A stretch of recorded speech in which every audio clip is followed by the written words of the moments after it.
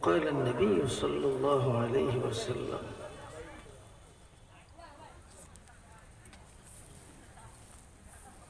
من أحب سنتي فقد أحبني ومن أحبني كان معي في الجنة اللهم صل على سيدنا ومولانا محمد كما صليت على إبراهيم وعلى آل إبراهيم إنك حميد مجيد আওয়াজ করে সকলে পড়ি দুরূদ শরীফ পড়ি আল্লাহ পাক দুরূদের জন্য অত্যন্ত গুরুত্ব দিয়েছেন আল্লাহ পাক নিজেই বলেন ইন্নাল্লাহা ওয়া মালাইকাতাহু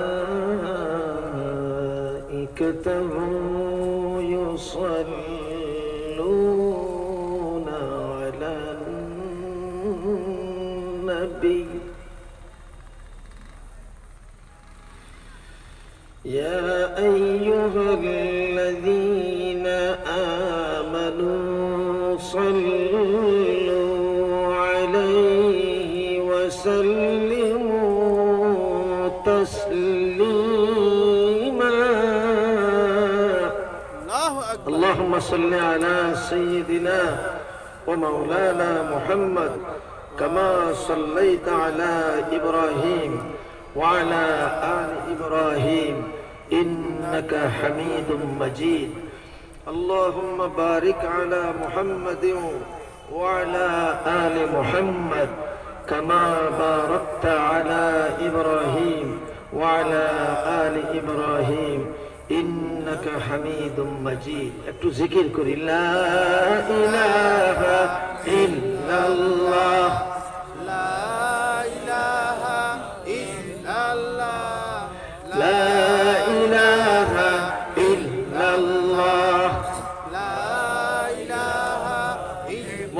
মনিকুটা থেকে মহব্বতের সাথে আল্লাহ এক আল্লাহ ছাড়া আর কোন মাবুদ নাই এই কথা মনে করে আল্লাহ পৃথিবী সৃষ্টি করেছেন আসমান সৃষ্টি করেছেন জমিন সৃষ্টি করেছেন আল্লাহ হায়াত দিয়েছেন মওত দেন সব কিছুর কারিগরের নাম কি আল্লাহ সেই মহব্বতের সাথে আমরা জিকির করতে থাকি আল্লাহু আল্লাহ আল্লাহু আল্লাহ আল্লাহু আল্লাহ আল্লাহু আল্লাহ আল্লাহু আল্লাহ আল্লাহু আল্লাহ আল্লাহু আল্লাহ আল্লাহু আল্লাহ আল্লাহু আল্লাহ আল্লাহু আল্লাহ আল্লাহু আল্লাহ আল্লাহু আল্লাহ আল্লাহু আল্লাহ লা ইলাহা ইল্লাল্লাহ মুহাম্মাদুর রাসূলুল্লাহ সাল্লাল্লাহু আলা সাইয়্যিদিনা ওয়া মাওলানা মুহাম্মদ ওয়া আলা আলিহি ওয়া আসহাবিহি ওয়া সাল্লাম ইল্লাল্লাহ ইল্লাল্লাহ ইল্লাল্লাহ ইল্লাল্লাহ ও ভাই রেত চিনেননি রেত চিনেননি রেত দিয়ে কি করে দা দাঁড়ায়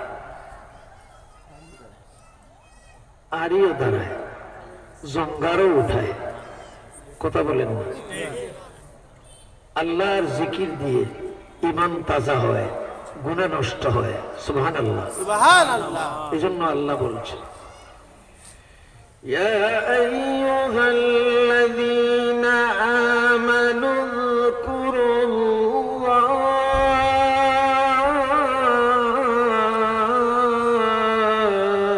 الله أكبر সুন্দর লাগে না কার কালাম আল্লাহ কার কিতাব আল্লাহ মজা লাগে তো আপনার ঈমান বাড়তেছে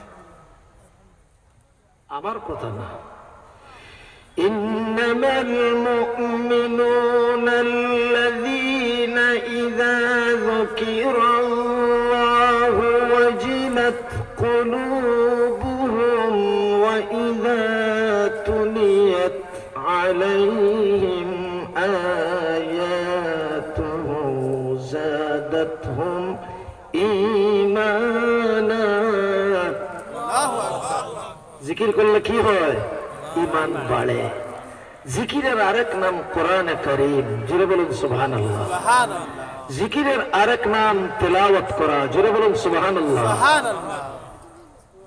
জিকির দরকার আছে না নাই? আছে। জিকির কি জোরে করব?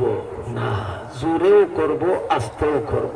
আল্লাহ আস্তে বললেও শুনেন, জোরে বললেও শুনেন। কথা ঠিক না বেঠিক? তবে হাঁটতে, বসতে, খাইতে, গাইতে, ঘুমাইতে, পেশাব করতে, লেনদেন করতে, দোকানের কেশে বসলে, স্কুলে পড়াইতে গেলে, পড়তে গেলে, মাদ্রাসায় পড়তে গেলে, পড়াইতে গেলে, যা কিছু করতে হবে কাকে স্মরণ রেখে? আল্লাহকে। আল্লাহকে স্মরণ রাখার নামও হলো জিকির। জুড়ে বলুন সুবহানাল্লাহ।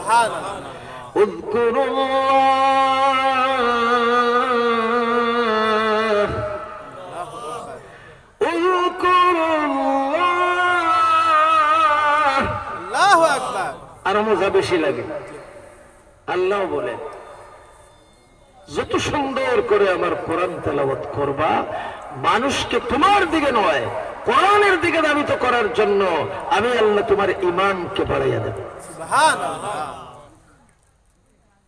যাদাতহুম ঈমানা, ঈমান বাড়তে থাকবে, ধাপে ধাপে আল্লাহ পর্যন্ত পৌঁছাইয়া দিবেন আল্লাহ। জোরে বলুন সুবহানাল্লাহ। উযকুরুল্লাহ কাসীরা, আল্লাহ কতটুকু জিকির করব? জোরে করব না আস্তে করব? আল্লাহ বলেন, জিকির জোরে করো, আস্তে করো, আমি আল্লাহ শুনি। আমার শুনতে কোনো অসুবিধা নাই। 7 তবকা জমিনের নিচে 7টা জমি রয়েছে। প্রথম জমির নিচে পানি। আমরা যখন বুখারী শরীফ পড়ি, আল্লামা ইসহাক রাহমাতুল্লাহি আলাইহির কাছে হযরতকে জিজ্ঞেস করলাম, 7 আসমান 7 জমিনের একটু পরিধি আমাদেরকে বলিয়ে দেন না। আসমানটা তো বুঝলাম,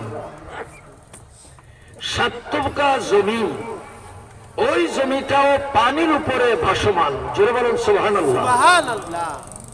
হযরত বললেন, এটার মূল ভাষ্য যদি আমি বলি তাহলে দিনের পর দিন লেগে যাবে। আলামিন যে ব্যাখ্যা, সেই ব্যাখ্যা বোঝানো কঠিন। আর জমিন 7টার নিয়ম দ্বারা কিভাবে আল্লাহ ফিট করেছেন এটারও তরতিব দেয়া খুব কঠিন। আসমান তো একটার পর আরেকটা ফাঁকা জায়গা। প্রথম আসমান থেকে দ্বিতীয় আসমান যত দূরে, দ্বিতীয় আসমান থেকে তৃতীয় আসমান তার দ্বিগুণ দূরে। আল্লাহু আকবার, আল্লাহু আকবার। কিন্তু সবগুলিতে গ্লাস ফিট করা আছে। জুড়ে বলুন সুবহানাল্লাহ। কিসের গ্লাস? কুদরতের গ্লাস। কুদরতের ফরমা ঠিক করা আছে। নিচ থেকে উপর পর্যন্ত দেখা যায়।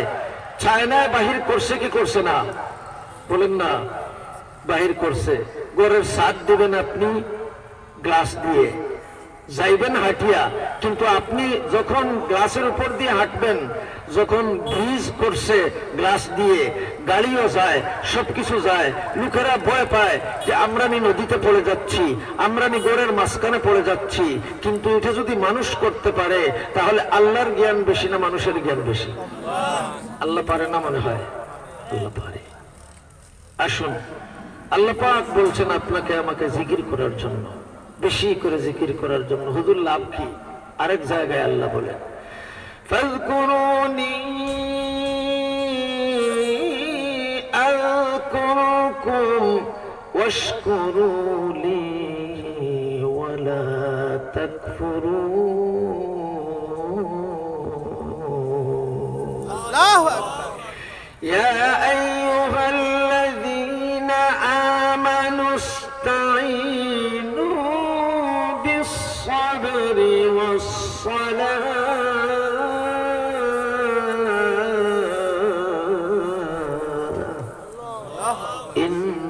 ইন্নাল্লাহা মা'আস-সাবিরিন।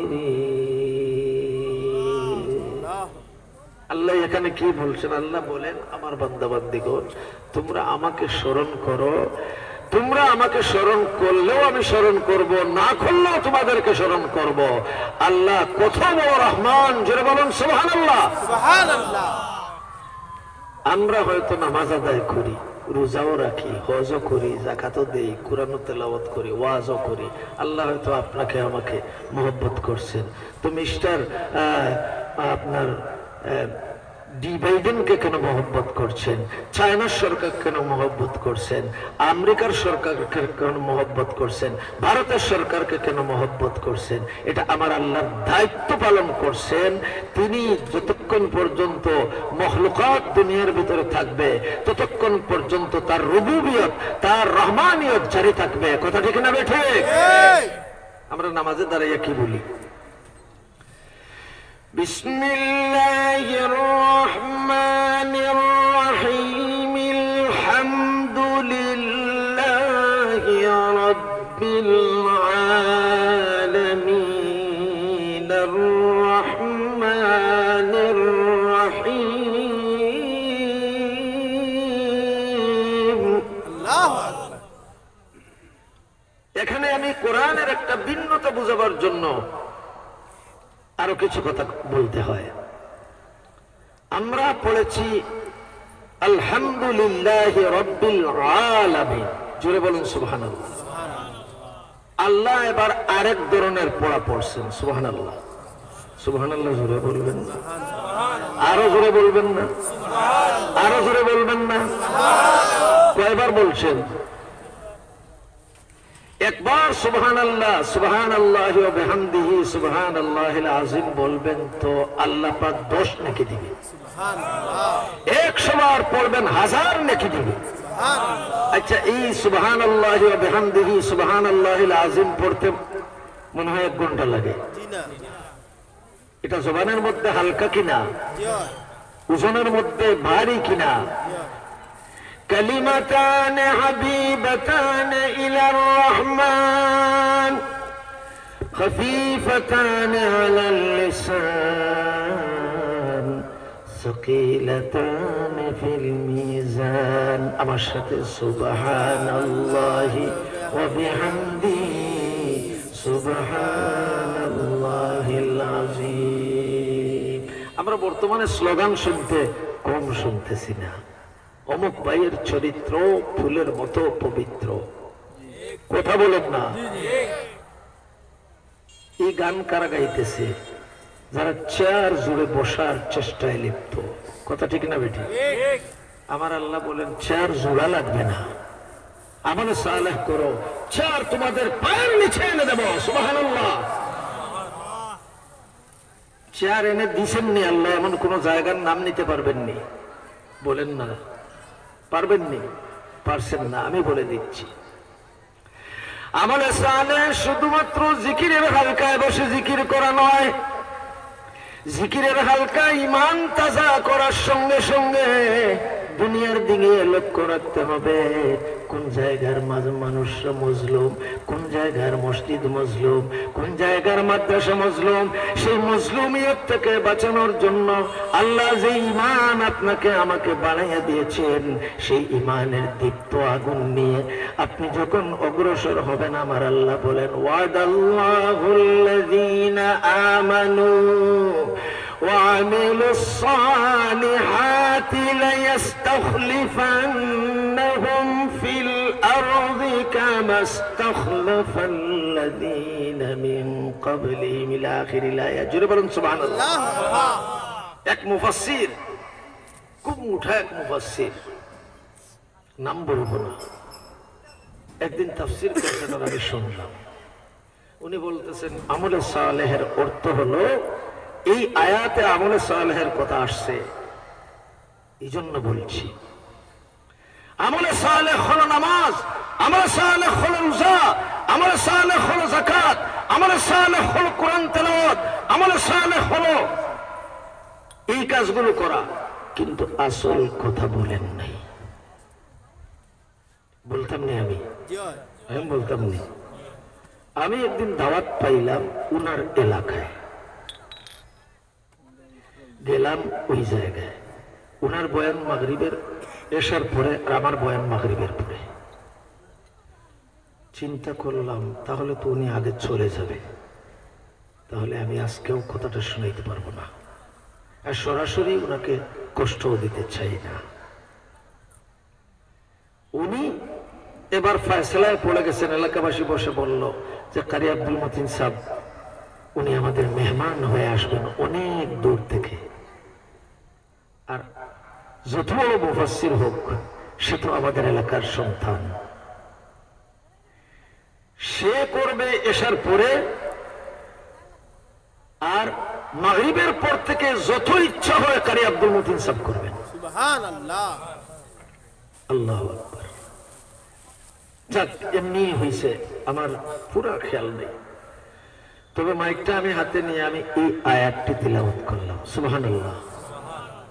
আর উনি ওযু করতেছে, আর দিলাম শানে নুজুল বলিয়া।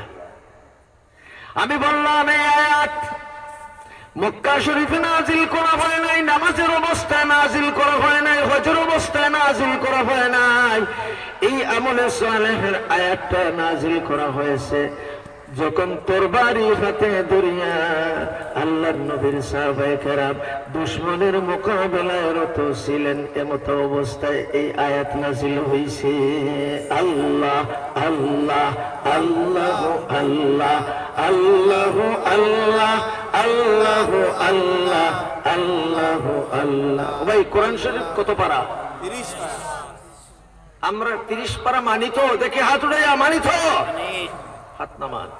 আমি মানতে পারি না, আমি মানতে পারছি না। আপনি বলবেন কেমনে? আমি নামাজ মানি, রোজা মানি, হজ মানি, যাকাত মানি, কিন্তু কোরআনের শক্ত আমল যেখানে, সেই আমল মানতে আমি পারছি না। কথা বলেন না? মাদ্রাসার সভা, মাদ্রাসার জলসা, এখানে মাদ্রাসার আয় উন্নতির ব্যাপারে আলোচনা করার দরকার আছে না নাই? আছে। এটা দায়িত্ব কাদের? মুহতামিম সাহেবের নয়, মাওলানা কারি ফহরুল সাহেবের নয়। তিনি বীজ গেলেছেন, এটাকে দেখশন করবে এই এলাকার মানুষ। কথা ঠিক না বেঠিক? আলা কুল্লুকুম রায়ু ওয়া কুল্লুকুম মাসউলুন আন রাইয়াতিহি। প্রত্যেকটা মুরব্বীকে, প্রত্যেকটা দায়িত্বশীলকে জিজ্ঞাসা না করে হাসরের ময়দানে ছেড়ে দেয়া হবে না। প্রত্যেকের প্রত্যেক দায়িত্ব সম্পর্কে জিজ্ঞাসিত করা হবে। কিয়ামতের ময়দানে যদি আল্লাহ জিজ্ঞেস করেন, কারি আব্দুল মতিন নাসিরগঞ্জি, তোমাকে আমি আল্লাহ শক্তি দিয়েছিলাম, তোমাকে বাক শক্তি দিয়েছিলাম, তোমাকে আমি অনেক রকম অনেক কিছু দিয়েছিলাম, তুমি তোমার অধীনস্থদেরকে কি বুঝাইয়া আসছো বলো? তখন কোরআনের একটা অংশ বুঝাইয়া গেলে হবে তো। এই জন্য আমার নবী পাগল থাকতেন, আমার নবীর সাহাবায়ে কেরাম পাগল থাকতেন। এই যুদ্ধের ময়দানে, যুদ্ধের ময়দান থেকে আসছেন রক্তমাখা শরীর নিয়ে, আবার তাবলীগের ময়দানে, তাবলীগের ময়দান থেকে মাত্র আসছেন আবার শিক্ষকতার ময়দানে। একটা এলাকা থেকে খবর আসছে, ইয়া রাসূলুল্লাহ, আমাদের 2 জন উস্তাদের দরকার, 5 জন উস্তাদের দরকার। এরকম হয়েছে নবীর দরবারে ভুল আপনার খবর পড়ছে। নবীজি তো সাদা সিধা ছিলেন, নবীজি মনে করছেন কোরআনের উস্তাদের দরকার, কয়েকজন উস্তাদ পাঠিয়ে দিয়েছেন। ওরা ষড়যন্ত্র করে 2 পাহাড়ের উপর থেকে তীর আর ধনুকের গুলা এমন ভাবে বৃষ্টির মতো ছাড়তে শুরু করেছে, সাহাবায়ে কেরাম আজমাইন সেই জায়গায় ঘায়েল হয়ে যাওয়ার কথা, কিন্তু বাঁচাইছে কে? আল্লাহ। কে জয় দিয়েছে? আল্লাহ। আল্লাহ আছেন তো? জয়। না, আল্লাহ মরেন? মরতে পারেননি আল্লাহ। সূর্য মরবে কি মরবে না? চন্দ্র মরবে কি মরবে না? আদম আলাইহিস সালাম মরছেন কি মরছেন না? আমাদের নবীজি দুনিয়া ছাড়িয়া গেছেন কি গেছেন না? সবাই যাইতে হবে। কুল্লু মান আলাইহা ফানিউ ওয়া ইয়াবকা ওয়াজহু রাব্বিকা যুল জালালি ওয়াল ইকরাম। আল্লাহু আকবার। فبأي آلاء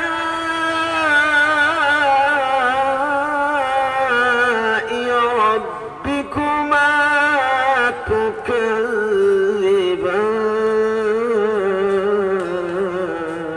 আল্লাহু আকবার। নবীজি আবার যুদ্ধের ময়দানে কেউ বলেন নবীজিও যুদ্ধ করছেন।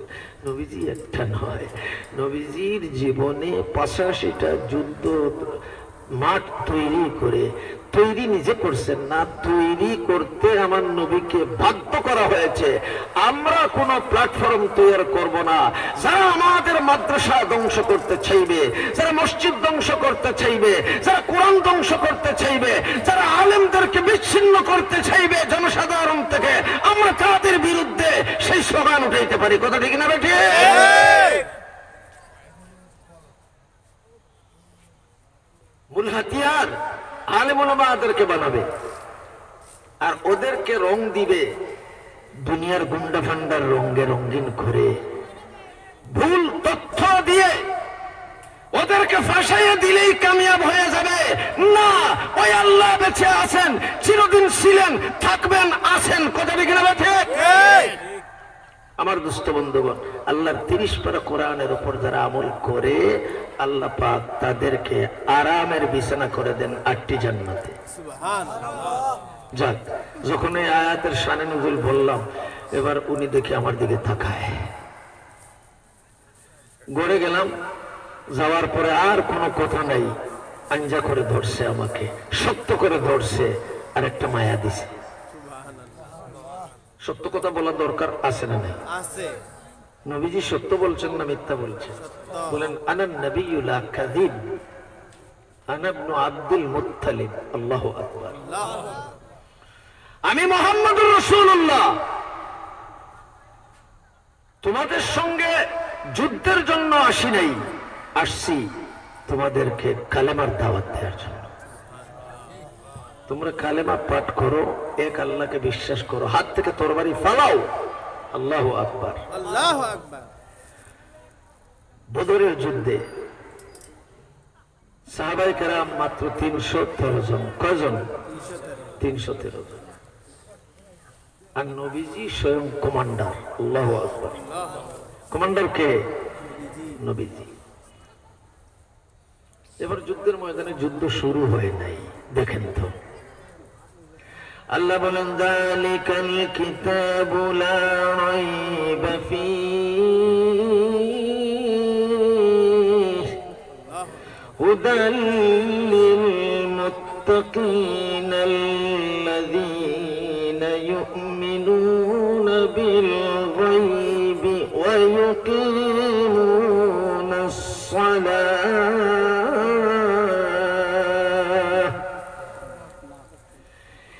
ওই যে কোরআন, লাওহে মাহফুজে রাখা কোরআন, ওই কোরআনের মধ্যে ভুলের কোনো অবকাশ নাই।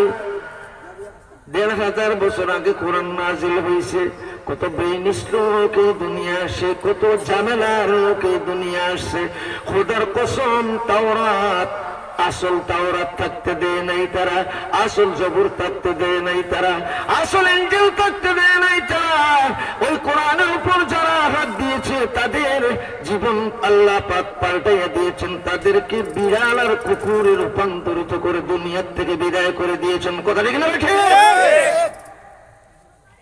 একটা নক্তা পর্যন্ত কোরআন থেকে ঝেড়ে ফেলতে পারে নাই। আল্লাহ ওয়াদা দিয়েছেন, এটার রক্ষা কবচ আমি নিজে আল্লাহ। দলিল কোথায়? কোরআনে। ইন্না নাহনু নাযালনা যিকরা ওয়া ইন্না লাহু লাহাফিজুন।